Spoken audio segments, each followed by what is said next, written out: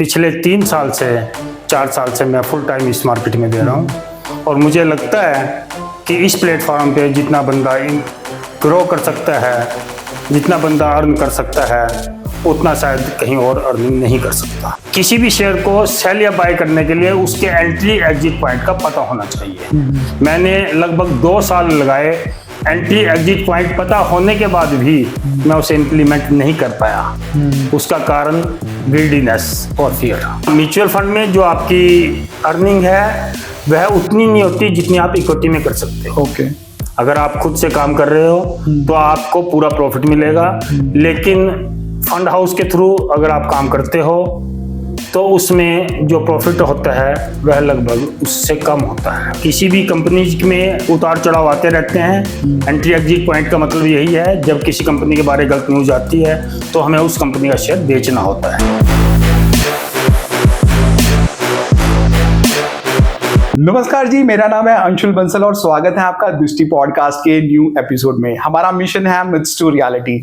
देखिए, आजकल बहुत सारी रील्स वायरल है कि भैया यहाँ से आलू डालो और उधर से सोना निकलेगा। क्या असली में स्टॉक मार्केट भी ऐसा ही है? इसी को मिथ्स को ब्रेक करने के लिए आज हमारे साथ हैं संजीव बंसल जी, जो कि एक प्रोफेशन में थे लेकिन उन्होंने अपना प्रोफेशन चेंज कर स्टॉक मार्केट में आ गए और लास्ट 5 इयर्स में बहुत ज्यादा ग्रो किया अपना पोर्टफोलियो को। और वो आज हमारी मिथ्स को ब्रेक करेंगे, क्योंकि काफी कोविड के बाद काफी ज्यादा चेंजेस आई हैं स्टॉक मार्केट में। तो इस मिथ्स को ब्रेक करने के लिए आज हमारे साथ हैं संजीव बंसल जी। स्वागत है सर आपका हमारे पॉडकास्ट में। अंशुल जी, आपने काफी लोगों का इंटरव्यू लिया, आपने आज अपने चैनल पे मुझे भी बुलाया, इसके लिए आपका धन्यवाद। सबसे पहली बात तो संजीव जी यही बात निकल के आती है सबसे पहले कि आजकल एक नेता है, उसका भी बहुत ज्यादा रील वायरल है कि भाई साहब यहां से आलू डालोगे और यहां से सोना निकल जाएगा। क्या असली में स्टॉक मार्केट पैसे छापने की मशीन है?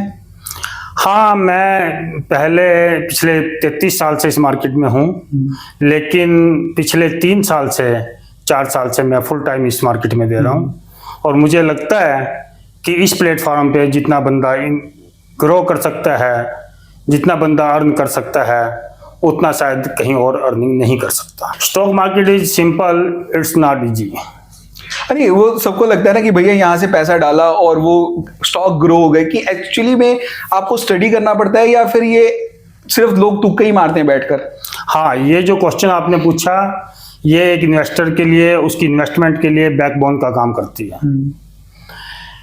या फिर मैं ये कहूँ कि जो 70% लोग, 80% रिटेलर इस काम को, स्टॉक मार्केट को करते हैं, उनको ये ही नहीं पता कि क्या करना है, कब करना है, क्यों करना है, कैसे करना है या नहीं करना है। यह भी एक बहुत बड़ी बात है। कुछ एक स्टॉक्स इस प्रकार के होते हैं कि उनको लेने के बाद शायद हमें बेचना ही नहीं होता। अच्छा, मतलब जैसे कि ब्लू चिप कंपनीज हैं, जो बोला जाता है कि यार वो ब्लू चिप लग के आप रख लीजिए, वो आपकी एक एफडी है। क्या एक्चुअल में कुछ ऐसे स्टॉक्स हैं जो आप बता सके हमें कि आज ले लीजिए, वो 20 साल बाद जब अपने बेटी की शादी करनी होगी तो वो हमेशा से ग्रो करेगा? पिछले 3 साल में जो मैंने स्टडी करी है, जो मैंने लर्न किया है और जितना मैंने अर्न किया है, बढ़ाओगे लर्निंग कभी बढ़ेगी अर्निंग। लेकिन इस मार्केट में कोई भी आम आदमी लर्निंग नहीं करना चाहता। नहीं, वो बेसिकली तुक्का मार रहा है। बेसिकली वो देख रहा है कि यार ये वाला स्टॉक आज ऊपर जा रहा है तो उसी को। यस, यही सबसे बड़ी कमी है। एक रिटेलर जिस समय शेयर मार्केट में किसी भी शेयर का रेट बढ़ने लगता है या बढ़ चुका होता है, उस समय डिस्ट्रीब्यूटर जोन आ जाता है। उस समय ऑपरेटर ने इसको डिस्ट्रीब्यूट करना होता है। लेकिन जब इंक्रीज हो चुका होता है, उस समय एक रिटेलर की नजरों में आता है वो शेयर। उस समय वो उसका एग्जिट पॉइंट होता है। लेकिन जिस समय उसको बाय करना होता है, उस समय बाय नहीं करता है रिटेलर। किसी भी शेयर को सेल या बाय करने के लिए उसके एंट्री एग्जिट पॉइंट का पता होना चाहिए। मैंने लगभग 2 साल लगाए, एंट्री एग्जिट पॉइंट पता होने के बाद भी मैं उसे इम्प्लीमेंट नहीं कर पाया। उसका कारण ग्रीडीनेस और फियर। शेयर मार्केट 2 ही कारणों से चलती है, एक आपका लालच और दूसरा डर।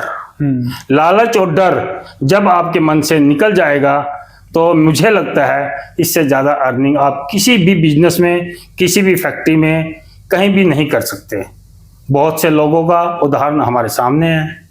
आप किसी भी व्यक्ति को देखोगे तो उसने जितना अर्न स्टॉक मार्केट से किया है शायद उसके कंपैरिजन में किसी भी दूसरे व्यक्ति ने अपने बिजनेस से नहीं किया। नहीं, वो ये ना कि लेकिन अगर जो आप कह रहे हैं कि स्टॉक मार्केट इतना इजी है तो हर कोई बंदा स्टॉक मार्केट में क्यों नहीं सफल होता? यस, स्टॉक मार्केट में सफल होने के लिए कुछ भी नहीं करना, सिर्फ आपको उसकी रिसर्च करनी है। लेकिन कोई भी व्यक्ति रिसर्च नहीं करना चाहता। ऑलमोस्ट लोग 70-80% लोग सिर्फ टिप्स पे काम करते हैं। अगर आप रिसर्च नहीं करना चाहते, आपके पास टाइम नहीं है, तो आपको एक फाइनेंशियल एडवाइजर हायर करना चाहिए। किसी भी ऐसे व्यक्ति को हायर करते हैं जो अपना फुल टाइम इसमें डिवोट कर रहा है, तो मुझे नहीं लगता कि आपको कोई प्रॉब्लम आएगी। जैसे संजीव जी आपने बताया कि इन्वेस्टमेंट्स आपने स्टार्ट करी, तो जो हमारी ऑडियंस है बहुत सारे यंगस्टर्स है, तो यंगस्टर्स कितने पैसे से स्टार्ट कर सकते हैं स्टॉक मार्केट के अंदर? स्टॉक मार्केट के अंदर आप किसी भी अमाउंट से स्टार्ट कर सकते हैं। ओके। लेकिन एक हैंडसम अमाउंट होना अच्छा लगता है, क्योंकि आपकी जो इन्वेस्टमेंट है उसी के हिसाब से आपको प्रॉफिट होगी और रिटर्न होगा। अगर आपकी इन्वेस्टमेंट बहुत कम होगी, अगर आपके डबल भी हो गए और आपने 20,000 रुपये लगाए, तो डबल ऐसा तो है नहीं कि 2 दिन में या 10 दिन में या महीने में हो जाएंगे। अगर हम 1 साल का पीरियड लेकर के चलते हैं, नॉर्मली स्टॉक मार्केट की रिटर्न को एक एफडी की रिटर्न से कंपैरिजन किया जाता है। एफडी में जैसे हमें 8-10% मिलता है, तो ये स्टॉक मार्केट में अगर 15-20% एनुअली मिल रहा है तो आप उसको एक अच्छी रिटर्न मानते हैं। लेकिन मैंने पिछले 1 साल में फाइनेंशियल ईयर 23-24 में 92% गेन किया है। अच्छा। 75 लाख का 1 करोड़ 35 लाख मैंने अर्न किए बनाया है। उसके बाद मेरा कॉन्फिडेंस और बढ़ा, मैंने और इसमें थोड़ा पैसा इन्वेस्ट किया और अब मेरा टारगेट फाइनेंशियल ईयर 24-25 में 100% गेन का है। अच्छा। और अभी तक लास्ट के 6 मंथ 7 मंथ में हम लगभग 40-50% रियलाइज्ड प्रॉफिट बुक कर चुके हैं। ओके। यस। नहीं, तो बेसिकली जो मैंने देखा जा रहा है कि आजकल शेयर मार्केट ना एसआईपी पे बहुत चल रही है, लोग सिस्टमेटिक इन्वेस्टमेंट प्लान्स कर रहे हैं जो यंगस्टर्स हैं। लास्ट मंथ का मैं देख रहा था फिगर कि 25,000 करोड़ एसआईपी में आए, जिसके कारण शेयर मार्केट उठ रहा है। क्या आप कह रहे हैं कि ये भी है कि पॉइंट कि एसआईपी के कारण शेयर मार्केट ज्यादा उठ रहा है इस टाइम पे? ये एक कारण है, लेकिन एसआईपी के कारण ही उठ रहा है ऐसा नहीं है। फाइनेंशियल जो एफआईआईज हैं उनका भी एक बड़ा योगदान है। पिछले 1 महीने से एफआईआईज ने सेलिंग शुरू की है और ये आज तक की हाईएस्ट एवर है। आज तक जो भी एफआईआईज ने सेलिंग करी, किसी भी 1 महीने में पिछले 50 साल में इतनी सेलिंग नहीं करी। उसके बावजूद भी हमारे मार्केट में इतना ज्यादा डेंट नहीं पड़ा। मतलब इनफ्लो बहुत ज्यादा है। अभी जैसे देखा जा रहा है कि बहुत सारे आईपीओज भी आ रहे हैं और आईपीओज में भी अराउंड 30 टाइम्स वो बेसिकली बहुत सारे ओवर सब्सक्राइब हो रहे हैं कि यस। पैसा इतना इनफ्लो कहां से आ रहा है? और ये यंगस्टर्स की वजह से आ रहा है आप कह रहे हैं? यंगस्टर्स ने तो अपने कैरियर के रूप में इस मार्केट को चुन लिया है। अब जो यंगस्टर्स हैं उन्होंने ये इसको अपने एक बिजनेस, एक अपने कैरियर के रूप में भी सिलेक्ट किया है। और उसका कारण यही है कि इस मार्केट में यह है, स्टॉक मार्केट एक गजब का प्लेटफॉर्म है। यहाँ पर आपको किसी भी किस्म की स्टॉक नहीं रखना पड़ता, कोई दुकान का किराया नहीं देना पड़ता, कोई गोदाम का किराया नहीं देना पड़ता, किसी चीज़ की एक्सपायरी का डर नहीं होता। आप किसी भी समय शेयर को सेल या बाय कर सकते हैं और उसमें कितना भी अमाउंट आप अर्न कितना भी अमाउंट इन्वेस्ट कर सकते हैं। मतलब आप ये कह रहे हैं कि अगर जो मैं एक दुकान खोल के बैठा हूं तो दुकान में आपको क्या है कि कभी नौकर नहीं आया, ठीक है, कभी बिजली का बिल नहीं भरा, कभी कोई स्टॉक खत्म हो गया, तो स्टॉक मार्केट एक ऐसा प्लेटफॉर्म है कि भैया आप एक अमाउंट लेके बैठ जाइए और अगर जो आप रिसर्च करेंगे तो आप ग्रो पक्का से करेंगे। स्टॉक मार्केट एक गजब का प्लेटफॉर्म है। यहाँ पर आप जितना मर्जी पैसा अर्न कर सकते हैं और उसको री इन्वेस्ट करने की भी आपकी हेडेक नहीं है। अगर आप किसी बिजनेस को कर रहे हैं तो उसको एक्सटेंड आप एक लिमिट तक कर सकते हो। ठीक बात है। उसमें आपको लेबर की प्रॉब्लम है, उसमें आपको सर्वेंट की प्रॉब्लम है, उसमें आपको कस्टमर की प्रॉब्लम है, बायर की प्रॉब्लम है, सेलर की प्रॉब्लम है। लेकिन स्टॉक मार्केट, स्टॉक एक्सचेंज एक गजब का प्लेटफॉर्म है। यहाँ पर हर वक्त सेलर भी अवेलेबल है, बायर भी अवेलेबल है और ट्रांजैक्शन सारी कैश हैं। इसमें अब किसी भी किस्म का आप हेरा फेरी नहीं हो सकती। जो आपका डीमैट अकाउंट है वो आपके सेविंग अकाउंट से लिंक है। उसके अंदर कोई अगर दूसरा व्यक्ति भी, वैसे तो बेच ही नहीं सकता, अगर बेच भी लेता है किसी कारण से, आपको हैक भी कर लेता है आपके सिस्टम को, उसके बावजूद भी वो जो शेयर बेचेगा वो शेयर आपके अकाउंट में ही पैसा उसका जाएगा। ओके, यस, आपके सेविंग अकाउंट में उसका पूरा पैसा फुल जाएगा। प्रूफ सिस्टम है जो गवर्नमेंट ऑफ इंडिया ने बनाया हुआ है फॉर दिस यस, बिल्कुल ट्रांसपेरेंट और बिल्कुल फेयर सिस्टम है। इसमें आपको एक पैसा भी हेरा फेरी की कोई गुंजाइश नहीं है। जैसे अभी हमने बात करी यंगस्टर्स को कि आप बता रहे हैं टिप्स, है ना, तो यंगस्टर्स क्या मिस्टेक ना करें कि वो इस बिजनेस में फॉल ना हो। मेरा अपना एक यूट्यूब चैनल भी है, उसका नाम है व्यूज ऑफ संजीव बंसल।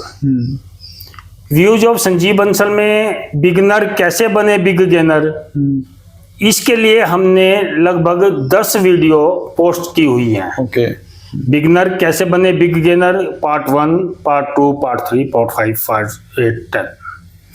अगर आप उस वीडियो को 10 की 10 वीडियो को देख लो, समझ लो और उसके पॉइंट्स नोट कर लो, तो मेरा इस बात का दावा है आपको लॉस हो ही नहीं सकता।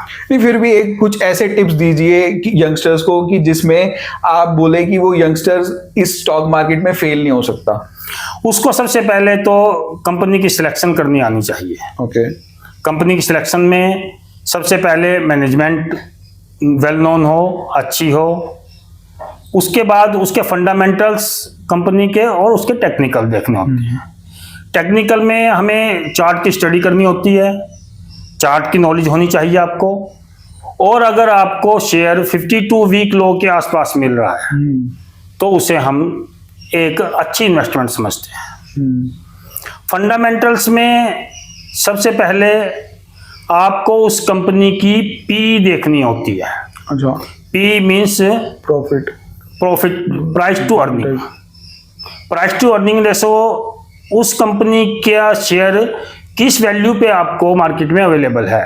वैल्यूएशन अगर आपको देखनी है तो वहां पीई से उसका अंदाजा लग जाता है। ओके, पीई उस कंपनी की भी होती है और पीई वो कंपनी जिस सेक्टर में काम कर रही है उस सेक्टर की पीई अलग से होती है।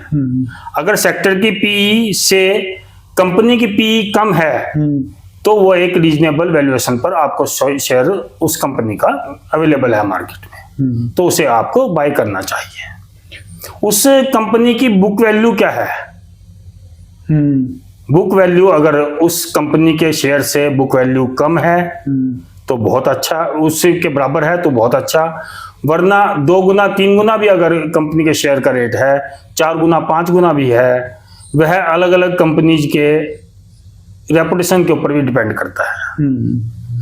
उसके बाद ईपीएस, अर्निंग पर शेयर, एक कंपनी एक शेयर के पीछे कितना पैसा अर्न कर रही है, उसे प्रॉफिट कितना हो रहा है, यह भी आपको देखना होता है। तो उसके बाद आपको उस कंपनी में जो शेयर होल्डिंग है, प्रमोटर्स की शेयर होल्डिंग कितनी है। ओके, प्रमोटर्स की शेयर होल्डिंग अगर 40-50% से ज्यादा है, 75% से ज्यादा किसी भी प्रमोटर की शेयर होल्डिंग हो नहीं सकती। ये सेबी के रूल है। अगर 50% या उससे ज्यादा है तो उसे हम ठीक मानते हैं। उस कंपनी में एफआईआईज और डीआईआईज की शेयर होल्डिंग कितनी है, FIIs, DIIs जब किसी भी कंपनी में इन्वेस्ट करते हैं तो वह अपने सारे सोर्स से उस कंपनी के बारे में जानकारी हासिल करते हैं। इस सारे प्रोसेस को एक रिटेलर इतनी आसानी से नहीं कर सकता। एक रिटेलर के पास उतने सोर्स नहीं होते कि वह कंपनी के बारे में सारी जानकारी हासिल करे। एक FIIs और DIIs, अगर FIIs और DIIs का दोनों का शेयर उस कंपनी 10% या उससे ज़्यादा है तो हम सोचते हैं कि इस कंपनी में इन्वेस्ट करना चाहिए। यह एक आम रिटेलर के लिए, एक बिगनर के लिए FIIs और DIIs की शेयर होल्डिंग एक इंडिकेटर का काम करती है। आप उससे अनुमान लगा सकते हैं कि आपको इस कंपनी में अगर FIIs और DIIs ने भी इन्वेस्ट किया है तो इट मीन्स आप ये कंपनी ठीक है। अगर DIIs और FIIs अपना शेयर होल्डिंग उसमें इंक्रीज कर रहे हैं तब तो सोने पर सुहागा है। आजकल मैंने देखा बहुत सारे प्लेटफॉर्म्स आ गए, एप्स आ गए, तो आप भी ऐप के थ्रू करते हैं और यंगस्टर्स कैसे करते हैं इस? यस, यंगस्टर्स हैं या एज्ड हैं, इसमें ऐप से कोई लिंक नहीं है। आपका वो तो एक सिस्टम है, आपको ऐप यूज करना ही पड़ेगा। ब्रोकर्स, अलग अलग ब्रोकर्स के अपने अपने ऐप हैं। जरोदा जो है उसका ब्रोकरेज हाउस है जरोदा के नाम से, उसके पास सबसे ज्यादा शेयर होल्डिंग, इसी मार्केट शेयर है। जरोदा के पास सबसे ज्यादा मार्केट शेयर है। वैसे एंजल वन, सभी बैंक्स ने भी, ICICI bank, Kotak bank, HDFC bank, सभी बैंक्स ने भी अपने अपने ऐप बनाए हुए हैं, उसके थ्रू भी आप कर सकते हैं। वो तो बहुत से ऐप मार्केट में अवेलेबल है और इसमें हेरा फेरी की कोई गुंजाइश नहीं है, तो आप इसमें किसी को भी एक को चूज कर सकते हो। सबके अपने अपने रेट हैं, कंपैरेटिवली इक्विवेलेंट ही हैं। किसी ने ऑप्शन ट्रेडिंग का रेट ज़्यादा दिया हुआ है, चार्जेस ज़्यादा हैं, तो किसी के इक्विटी के चार्जेस ज़्यादा हैं, किसी के कमोडिटी के चार्जेस ज़्यादा है। संजीव जी देखिए, जब भी मैंने देखा है ना कि स्टॉक मार्केट में हर रोज अप डाउन बहुत ज्यादा होते हैं, ठीक है, उसको कोई पीछे से कोई ग्रुप ऑफ कंपनीज है या ग्रुप ऑफ पीपल हैं जो शेयर्स को डेली अप डाउन कर रहे हैं? यस, किसी भी शेयर का रेट अप डाउन क्यों होता है? कुछ लोगों को शेयर मार्केट से डर लगता है। डर इसके उतार चढ़ाव से, डर रेट कम ज्यादा होने से। किसी भी शेयर में रेट कम या ज्यादा क्यों होता है, अगर इस बात को इन्वेस्टर समझ ले तो उसका डर खत्म हो जाएगा और उसका लालच भी खत्म हो जाएगा। यह शेयर मार्केट केवल दो ही कारणों से चलती है, डर और लालच। लालच के कारण से हम शेयर का रेट बढ़ने के बाद भी, इंक्रीज होने के बाद भी उसे नहीं बेचते, और जब उसका रेट कम होने लगता है तब हम उसे बेच देते हैं, इस डर में कि और ज्यादा नुकसान ना हो। लेकिन यह तरीका बिल्कुल गलत है। हमें उस कंपनी के बारे में पूरी नॉलेज होनी चाहिए, वह कंपनी किस चीज का काम करती है, क्या प्रोडक्ट बनाती है। कंपनी के जो शेयर का रेट कम ज्यादा होता है उसमें सबसे पहले तो हमें उसके रिजल्ट पे ध्यान देना होगा। पहले साल में एक बार ही कंपनी के रिजल्ट आते थे, लेकिन अब सेबी के गाइडलाइन के हिसाब से क्वार्टरली बेसिस पे हर कंपनी को अपनी परफॉर्मेंस सेबी को इन्फॉर्म करनी होती है और वह उसी दिन नेट पे अवेलेबल हो जाती है। अगर किसी कंपनी ने अच्छा प्रॉफिट निकाला तो उसका रेट, शेयर का रेट ज्यादा हो जाता है। अगर किसी कंपनी ने प्रॉफिट कम निकाला तो उस कंपनी के शेयर का रेट थोड़ा कम हो जाता है। लेकिन मेरा ऐसा मानना है कि यह केवल एक कारण है, इस पे ज्यादा विश्वास नहीं किया जा सकता। दूसरा कारण किसी भी शेयर के रेट के कम ज्यादा होने का है रॉ मटेरियल।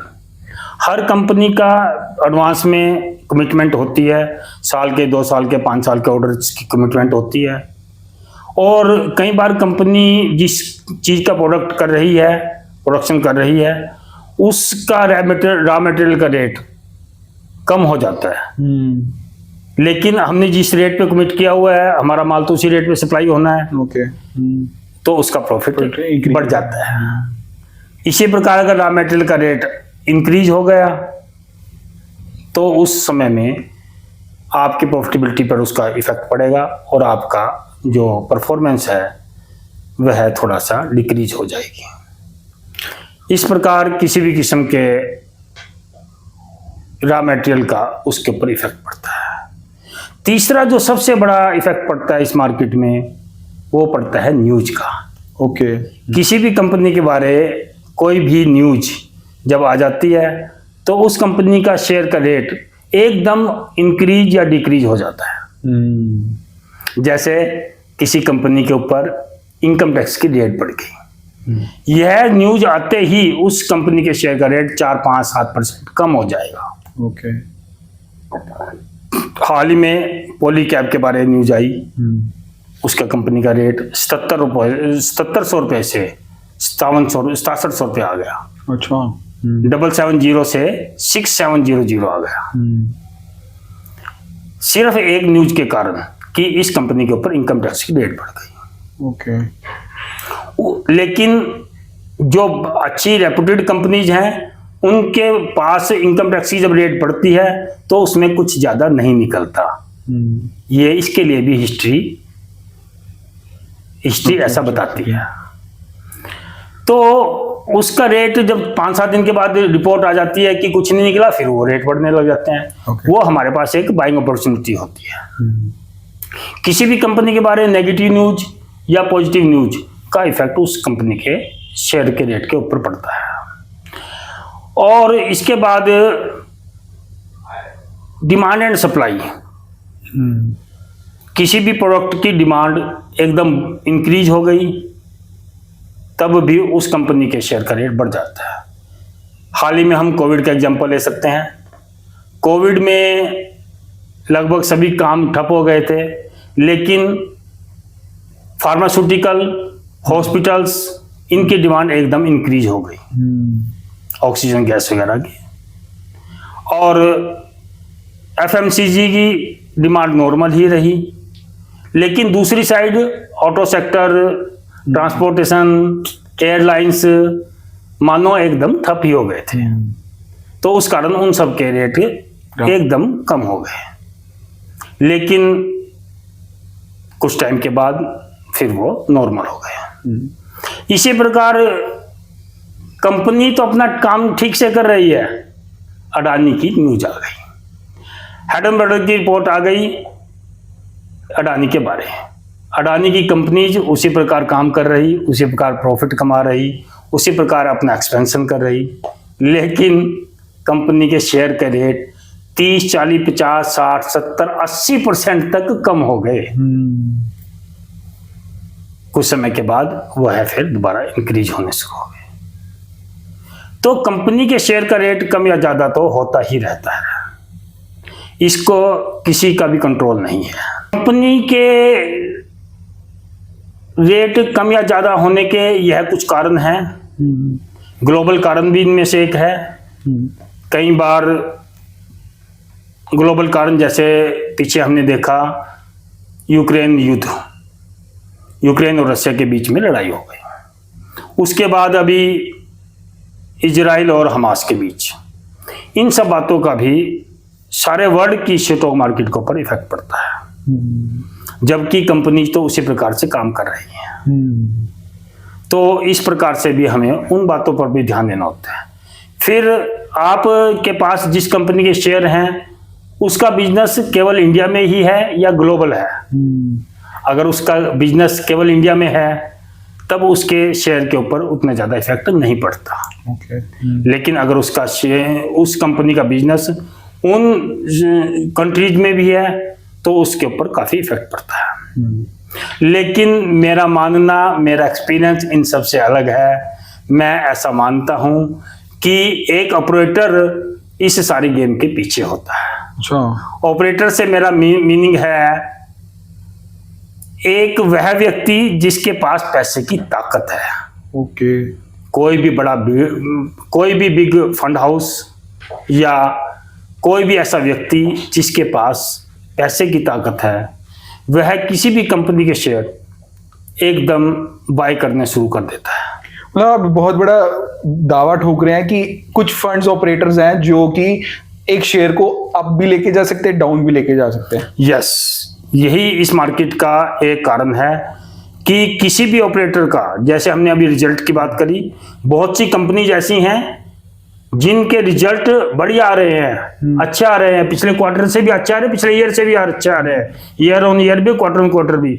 हाल ही में 4 दिन पहले यस बैंक के रिजल्ट आए, पिछले क्वार्टर से भी बढ़िया आए, पिछले ईयर से भी बढ़िया आए, लेकिन उसके शेयर के रेट नहीं बढ़ रहे। बहुत सी ऐसी कंपनियां हैं जिनके नहीं बढ़ते हैं, लेकिन हम यह नहीं कह सकते कि कंपनी की परफॉर्मेंस का उसके शेयर के रेट के ऊपर इफेक्ट नहीं पड़ता। लेकिन किसी भी कंपनी के शेयर को कम या ज़्यादा करने में एक ऑपरेटर की मेन रोल होता है। कंपनी के शेयर को एक ऑपरेटर एक महीने में ही 10, 20, 30, 50% तक इंक्रीज या डिक्रीज कर सकता है। ऐसा मैं रूटीन में पिछले 3 साल से देख रहा हूँ, कर रहा हूँ, अर्न भी कर रहा हूँ और उसको घटते भी देख रहा हूँ। यही एक कारण है जिसके कारण एक रिटेलर, एक बिगनर ऑपरेटर की चाल में उलझ जाता है और उसे एंट्री एग्जिट पॉइंट का पता नहीं लगता। इन सब बातों से बचने के लिए हम अभी पिछले 2 महीने से VSB 80 बना रहे हैं। शेयर मार्केट में लगभग 8,000 शेयर लिस्टेड हैं। ओके। उन 8,000 शेयर में से हमने लगभग 800 शेयर चूज किए हैं और उन 800 शेयर में से 80 शेयर हम सेलेक्ट कर रहे हैं। ओके। उन 80 शेयर में ही हम काम करेंगे। ओके। और उन 80 शेयर में से जो शेयर की परफॉर्मेंस अच्छी नहीं होगी उस शेयर को उस लिस्ट से बाहर कर देंगे और जो शेयर 81वें नंबर पर होगा वह 80वें नंबर पर आ जाएगा, उसको हम अपनी लिस्ट में ऐड कर लेंगे, जिस प्रकार निफ्टी 50 वाले करते हैं। नहीं, आपने ये जो बात करी कि ये निफ्टी 50 और ये सब कुछ, तो ये स्टॉक मार्केट, बॉन्ड्स और म्यूचुअल फंड्स में क्या डिफरेंस है, एक जनरल पब्लिक के लिए बताइए। शेयर मार्केट में कंपनी शेयर इशू करती है, लेकिन उसके बदले उसको, इन्वेस्टर को उस कंपनी के प्रॉफिट में से कुछ हिस्सा मिलता है, जिसे हम शेयर का रेट बोलते हैं। ओके। शेयर का रेट कम या ज्यादा उसी कारण से होता है। दूसरी तरफ बॉन्ड जो होते हैं उसमें कंपनी एक कमिटमेंट करती है इन्वेस्टर से कि आपको इतने % इसके ऊपर इंटरेस्ट मिलेगा एनुअली। ओके। यस। तो शेयर का जो अर्निंग होती है इन्वेस्टर को उसके रेट से कम या ज्यादा से होती है, उसके ऊपर कंपनी को भी कोई इंटरेस्ट वगैरह नहीं पे करना पड़ता, लेकिन बॉन्ड के ऊपर कंपनी को इंटरेस्ट पे करना होता है। और जो म्यूचुअल फंड्स हैं वो, जब कुछ लोग म्यूचुअली किसी फंड के लिए अपना पैसा देते हैं उसे हम म्यूचुअल फंड कहते हैं। ओके। म्यूचुअल फंड काफ़ी कंपनीज के हैं। म्यूचुअल फंड में अलग अलग लोगों से पैसा लेकर, अलग अलग इन्वेस्टर से पैसा लेकर एक फंड हाउस अपनी सूझबूझ से अपने फंड मैनेजर के थ्रू किसी भी कंपनी के शेयर सेल या बाय करता है और उसमें जो प्रॉफिट होता है उससे एनएवी डिसाइड होती है और उस एनएवी के आधार पर ही किसी भी इन्वेस्टर को जिसने म्यूचुअल फंड में पैसा लगाया हुआ है उसको उसका रिटर्न मिलती है। नहीं, तो मैंने देखा है ना कि यंगस्टर्स बहुत सारे हैं, मैं भी हूँ, तो क्या कि हम लोग इतना झमेले में क्यों पड़े, मतलब देयर इज अ हॉच पॉच इन स्टॉक मार्केट, हमें पता नहीं कि भैया कौन सा अप जाएगा कौन सा डाउन जाएगा, तो फिर हम सीधा ही म्यूचुअल फंड्स में डाल देते हैं, तो वो म्यूचुअल फंड वाली कंपनी आपको ग्रो करेगी। तो आपका क्या राय है इसमें? हाँ, म्यूचुअल फंड में जो आपकी अर्निंग है वह उतनी नहीं होती जितनी आप इक्विटी में कर सकते हो। ओके। अगर आप खुद से काम कर रहे हो तो आपको पूरा प्रॉफिट मिलेगा, लेकिन फंड हाउस के थ्रू अगर आप काम करते हो तो उसमें जो प्रॉफिट होता है वह लगभग उससे कम होता है। नहीं, मतलब अगर जो म्यूचुअल फंड्स में 15% आप अगर जो आपकी इक्विटी में बता रहे हैं कि आपने अराउंड 18 से 20% फर्स्ट ईयर्स में किया, लेकिन अगर जो म्यूचुअल फंड में हमें 12 से 15% का आ रहा है तो एफडी से तो ज्यादा ही आ रहा है, तो क्यों दिमाग लगाना, हम लोग उस म्यूचुअल फंड्स में ही। हाँ, ये अपनी अपनी रिक्वायरमेंट की बात है। कुछ लोग साल में 50% कमाना चाहते हैं, कुछ लोग साल में डबल करना चाहते हैं। ओके। और वो सिर्फ पॉसिबिलिटी स्टॉक मार्केट में ही है। नहीं, आप बहुत बड़ी बात बोल रहे हैं कि एक स्टॉक से स्टॉक मार्केट में आपने 100% की ग्रोथ की है। इस ईयर का टारगेट है, आपने वो कैसे अचीव करी और क्या टिप्स और ट्रिक्स अगर जो आप अपने हमारे व्यूअर्स को बताना चाहें थोड़े बहुत। मैं इसमें सिर्फ 2 ही बातें हैं। एक तो एंट्री एग्जिट पॉइंट। ओके। किसी भी शेयर का एंट्री एग्जिट पॉइंट होता है। जैसे हम पहले बात कर रहे हैं आपसे, ऑपरेटर की गेम। शेयर मार्केट एक ऑपरेटर की गेम है। जब कोई ऑपरेटर माल खरीदना शुरू करता है तो उसका हमें उसकी न्यूज से या उसकी वॉल्यूम से पता लगता है उस शेयर की कितनी वॉल्यूम है। जब अचानक किसी शेयर का रेट इंक्रीज होना शुरू होता है तो उसमें उसकी वॉल्यूम एकदम इंक्रीज होनी शुरू हो जाएगी। इट मीन्स उसमें ऑपरेटर ने इन हो गया। चलो, अब बहुत सारी बातें होगी है ना दिमाग वाली, अब थोड़ी सी हंसी मजाक वाली बात। जो भी मैंने देखे हैं लोग ना जो शेयर मार्केट में काम करते हैं सारे गंजे होते हैं। ऑनलाइन भी आप रील्स चेक कर लीजिए, सारे गंजे हैं। ये ऐसा क्यों है? शेयर मार्केट में ऐसा तो नहीं है कि सभी गंजे हैं, लेकिन आपकी बात बिल्कुल ठीक है। जब पैसा आ रहा है तो बाल तो जाएंगे। स्ट्रेस के बिना शेयर मार्केट का काम थोड़ा नहीं हो पाता। स्ट्रेस तो इसमें रहता ही है। तो अगर जो मतलब एक मैंने बहुत सारी रील्स वायरल देखी हैं, उसमें देखा बंदा है कि अगर जो बंदे ने विप्रो में 1977 में 1000 रुपए लगाए थे, आज वो 1000 करोड़ रुपए हैं। क्या एक्चुअल में वो है? एक्चुअल में ऐसा ही है। और यही बात मैं कह रहा हूं कि पिछले 2 साल में अब मेरी पोजीशन ये हो चुकी है कि मैं पहले ही बता देता हूं कि इस शेयर में इतना ग्रो होने के चांसेस हैं। और हमारा सक्सेस रेट 96% है। इसी कारण से हम इस मार्केट में पहले लर्न किया फिर अर्न किया। बढ़ाओगे लर्निंग कभी बढ़ेगी अर्निंग। मेरा YouTube channel views of Sanjeev Bansal के नाम से है। वहाँ पर आप जाकर देखेंगे तो आज से लगभग 2 साल पहले मैंने BSE के शेयर में इन्वेस्ट किया था। और जब रेट 400, 450, 500 रुपये था उस समय मैंने इसको चूज किया था। ओके। और जब इसका रेट 1200, 1300 रुपये हो गया तब सभी लोगों के मुझे फोन आने लगे कि शेयर का रेट 3 गुना 4 गुना हो गया, क्या इसे बेच लेना चाहिए। लेकिन मेरा विचार उस समय भी उसे होल्ड करने का ही था। ओके। और अगर आप YouTube चैनल पर जाओगे, आप तो विप्रो की बात कर रहे हैं 50 साल पहले की, मैं केवल 1.5 साल पहले की बात कर रहा हूँ। 1.5 साल पहले हमने YouTube चैनल पे अपनी वीडियो डाली थी कि आज के टाइम में सारे यूट्यूबर इस बात को बोल रहे हैं कि शेयर का रेट इंक्रीज हो गया है, इसे बेच लेना चाहिए। सुशील केडिया जी जो हर मंगलवार को CNBC चैनल पर आते हैं, उन्होंने भी टेबल ठोक कर बोला था अब इसका रेट नहीं इंक्रीज होगा, ये 1800 रुपये में बेच दो, दोबारा 1200 में मिलेगा। लेकिन उसी समय मैंने 2 टेक्निकल एनालिसिस्ट हायर किए हुए हैं और एक फंडामेंटल एनालिस्ट हायर किया हुआ है। और मैंने ये सारा सिस्टम अपने लिए बनाया था। लेकिन जब रेट 1800 रुपये हो गया तब भी हमारे मन में यही बात आ रही थी कि BSE का शेयर नहीं बेचना चाहिए। और हम इसके ऊपर वीडियो बनाए या ना बनाए, इसके लिए हम 4 दिन परेशान रही हमारी टीम। ओके। उसके बाद हमने डिसाइड किया कि हमारे मन में जो आ रहा है हम उसको सभी लोगों को बताएं। और हमने वीडियो बनाई। उसमें उस दिन भी वीडियो में ये बोला था कि सभी यूट्यूबर इस बात को बोल रहे हैं कि BSE का शेयर बेच दो, सोल्ड या होल्ड।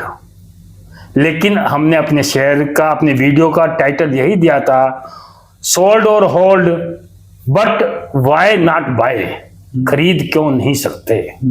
जब सारी दुनिया बोल रही थी कि शेयर बेच देना चाहिए, उस दिन हमने अनुमान लगाया था कि BSE के शेयर को और भी ऐड करना चाहिए, और हमने किया भी।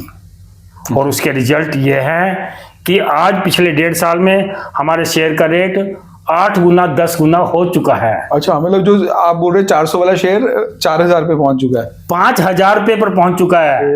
4800 रुपये आज का रेट है। मतलब 1.5 साल में आपने 8 गुना रिटर्न दे दिया BSE ने। BSE के रिटर्न दिया है। और ऐसा एक शेयर नहीं है, ऐसे कई शेयर हैं, ऐसे शेयरों की लाइन लगी हुई है। आज मुझे ऐसे शेयर चूज करने पड़ते हैं। लगभग मुझे ऐसा लगता है कि हर शेयर ही, अगर आपको सिलेक्शन, कंपनी की सिलेक्शन करनी ठीक से आ गई, तो आपको ऐसा लगेगा कि आप तो अभी तक उलझे हुए थे। तो आपने अभी तक बहुत सारे हमें बताया कि यार कैसे आपको इन्वेस्ट करना है, रिसर्च करना है बेसिकली, और तभी ही इन्वेस्टमेंट में जाएं। 5 ऐसे शेयर्स जिसमें हमारे व्यूअर्स इन्वेस्ट करें और वो अगले साल जो वीडियो देखें वो डबल हो जाएं। ऐसा तो निश्चित नहीं होता, किसी भी कंपनी में उतार चढ़ाव आते रहते हैं। एंट्री एग्जिट पॉइंट का मतलब यही है, जब किसी कंपनी के बारे में गलत न्यूज आती है तो हमें उस कंपनी का शेयर बेचना होता है। ओके। और जब उस कंपनी के बारे न्यूज अच्छी आती है, उसके रिजल्ट अच्छे आते हैं, तो हमें उस कंपनी को बाय करना होता है। फिर ऑपरेटर जब उसमें एंटर होता है, तब हमें भी ऑपरेटर को फॉलो करना होता है। और ऑपरेटर जब उसमें से निकलने वाला होता है, सेल करता है, तब हमें भी उस कंपनी के शेयर को सेल करना होता है। तो बार बार सेल बाय करने से भी आपका पैसा बनता है। लेकिन जैसे आपने बोला कि कोई 5 शेयर, मैं कोई सेबी रजिस्टर्ड एनालिस्ट नहीं हूं, इसलिए मैं किसी भी कंपनी के किसी भी शेयर को रेकमेंड नहीं कर सकता। मैं एजुकेशनल पर्पज से आपसे बात कर रहा हूं। मेरे हिसाब से अब आने वाले टाइम में डाटा सेंटर का एक जो सेक्टर है, वह आने वाले समय में उसकी जरूरत बढ़ेगी। गवर्नमेंट का भी फोकस डाटा सेंटर बनाने पर है। पहले डाटा सेंटर इंडिया में नहीं होते थे, अब गवर्नमेंट ने डाटा सेंटर इंडिया में बनाने के लिए कंपलसरी कर दिया। उसमें 5-6 कंपनियां हैं, उसमें से आप किसी भी एक कंपनी में इन्वेस्ट कर सकते हैं। नेटवेब करके एक कंपनी है, उसमें हमारा इन्वेस्टमेंट है। इसी प्रकार आप वाटर ट्रीटमेंट, जितने भी डेवलपिंग कंट्रीज हैं उनमें जितनी भी वेस्ट वाली चीज़ें हैं उनको रिसाइकल करने के लिए बहुत ज़्यादा ज़रूरत है। वाटर ट्रीटमेंट भी इसी कड़ी में एक सेक्टर जोड़ सकते हैं। वाटर ट्रीटमेंट में कुछ कंपनियां हैं, जैसे जैस इंजीनियरिंग है या फिर वाबैग है। इस टाइप की कंपनीज में एक जिंदल ग्रुप की कंपनी है। इस प्रकार की कंपनीज में हमारी इन्वेस्टमेंट है, हमारे पोर्टफोलियो का हिस्सा है। इसी प्रकार एनर्जी सेक्टर में कंपनी की गवर्नमेंट का फोकस है। एनर्जी सेक्टर से भी आप 1-2 अच्छे नाम चूज कर सकते हैं, अच्छी कंपनी चूज कर सकते हैं। KPI ग्रीन एक अच्छी कंपनी है। आइनॉक्स विंड में हमारा इन्वेस्टमेंट है। और वेबसोल एक कंपनी है जिसके बारे हमने रिसर्च की थी। 1 साल पहले हमने अपने व्हाट्सएप ग्रुप बनाया हुआ है। हमने अपने ग्रुप में 1 साल पहले, जब उसका रेट 300-350 रुपये था, तब हमने वह बताया था कि आज हमने यही चूज किया है। उसके बाद उसका रेट 400 रुपये से 300 रुपये तक आ गया। हमने और उसमें ऐड किया, क्योंकि हमारे पास इंटरनल उसकी एनालाइज किया हुआ था हमने उस कंपनी के बारे। वह कंपनी अपने सारे के सारे प्लांट को रीसेटल कर रही थी। उस कारण से हमें उस कंपनी में कॉन्फिडेंस था, और उसने नई टेक्नोलॉजी इंस्टॉल करनी थी। उस समय उसकी जो बैलेंस शीट आ रही थी वो 0 नेगेटिव आ रही थी, लॉस दिखा रहे थे, लेकिन हम उसका शेयर परचेज कर रहे थे और उसका शेयर फिर एकदम बढ़ना शुरू हुआ। आज की डेट में वो 450 रुपये वाला शेयर 1500 रुपये है। इस प्रकार की बहुत सी कंपनियां हैं जो हमने सेलेक्ट की और उन्होंने अच्छा गेन दिया, जिसके कारण से हमारा कॉन्फिडेंस भी बना। हमने अपने एक व्हाट्सएप ग्रुप बनाया हुआ है। अगर कोई भी उस ग्रुप में ऐड होना चाहता है तो उसके लिए हमारे कोई भी चार्जेज या कोई भी फीस नहीं है। हमें हमारे मोबाइल नंबर 9041030304 पर मैसेज करें या फिर टेलीफोन करके बोलें कि हमें आपके व्हाट्सएप चैनल का मेंबर बनना है। उस व्हाट्सएप ग्रुप में हम सभी लोग एक दूसरे से डिस्कशन करते हैं कि आज कौन सा शेयर सेल या बाय करना चाहिए और क्यों करना चाहिए। किसी भी किस्म की स्टॉक मार्केट से जुड़ी न्यूज उसमें हम डिस्कस करते हैं। सभी मेंबर्स जिसके पास भी जो न्यूज होती है वो उसमें डिस्कस करता है और उसके रिजल्ट हमें बहुत ही पॉजिटिव मिलते हैं। उससे हम अपडेट रहते हैं। हाउसिंग सेक्टर भी एक ऐसा सेक्टर है। ईवी सेक्टर का बहुत बोलबाला है। ईवी सेक्टर में भी आप अलग अलग कंपनीज को चूज कर सकते हैं। इसके बाद इलेक्ट्रिक मीटर की डिमांड अब आगे आगे बढ़ रही है। इलेक्ट्रिक मीटर में भी आप कर सकते हैं, किसी भी कंपनी को देख सकते हैं। ऑटो सेक्टर में बालू फोर्ज करके एक कंपनी है, उसमें भी हमारा इन्वेस्टमेंट है। उसने भी लास्ट 3-4 मंथ में पैसा डबल किया है। उसको हमने 300-350 रुपए के आसपास सिलेक्ट किया था। जो एक बिग इन्वेस्टर हैं आशीष कचोलिया जी, उनकी भी उसमें इन्वेस्टमेंट है। उनका भी लगभग 3000-4000 करोड़ रुपया मार्केट में लगा हुआ है। और वह भी किसी भी शेयर को जब सिलेक्ट करते हैं, बड़े बड़े इन्वेस्टर जब सिलेक्ट करते हैं तो उस कंपनी के बारे सारी जानकारी हासिल करते हैं। इसी प्रकार एक नई कंपनी है ई-पैक के नाम से, उसको भी हमने 300 रुपए के आसपास सेलेक्ट किया था। वह कंपनी सभी कंपनीज को एयर कंडीशन के सेक्टर में है, सभी कंपनीज को इलेक्ट्रिकल अप्लायंसेज बना करके देती है। गोदरेज, ब्लू स्टार, जितनी भी नामी ग्रामी कंपनीज हैं इस सेक्टर की, वह सभी उसके क्लाइंट हैं। वो कंपनी अभी 1-2 फैक्ट्री और नई भी लगा रही हैं। तो इस प्रकार आपको उस कंपनी के बारे में रिसर्च करके उसमें पैसा इन्वेस्ट करना चाहिए। जब तक आपको उस कंपनी की स्टोरी नहीं पता कि इसने आने वाले साल में 2 साल में क्या करना है, और आप केवल शेयर का रेट देख कर उसमें ट्रेड करते हैं, तो यह एक अच्छा तरीका नहीं है। आपको कंपनी में इन्वेस्ट करने से पहले उस कंपनी के बारे पूरी जानकारी हासिल करनी है। तो आज संजीव बंसल जी ने बताया कि कैसे आपको एंट्री और एग्जिट करना चाहिए स्टॉक मार्केट के अंदर। देखिए, इन्वेस्टमेंट आप अगर जो यंगस्टर्स भी हैं तो आपको एंट्री लेनी आनी चाहिए, एग्जिट लेना चाहिए, और इसके अंदर बैकग्राउंड में बहुत ज्यादा रिसर्च भी है और स्ट्रेस भी होता है। तो अगर जो आपको इस वीडियो से वैल्यू मिलेगा, प्लीज अपने फ्रेंड्स के साथ शेयर कर दीजिए। चैनल पर पहली बार आए प्लीज हमें सब्सक्राइब कर दें। फेसबुक पे देख रहे हैं फॉलो कर लें। जल्द ही मिलेंगे दृष्टि पॉडकास्ट के न्यू एपिसोड के साथ। धन्यवाद दोस्तों।